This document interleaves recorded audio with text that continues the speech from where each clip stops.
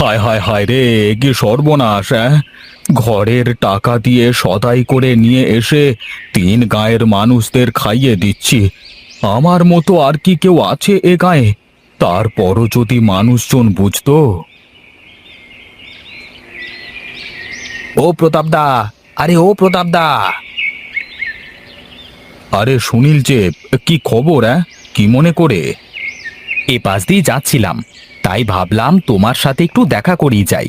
কিন্তু তুমি তো বিশাল ব্যস্ত সময় পার করছো মনে হচ্ছে।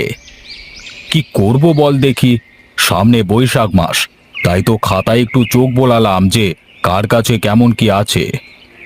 তোমার কাছে তো তিন গায়ের মানুষ সবাই দেনা।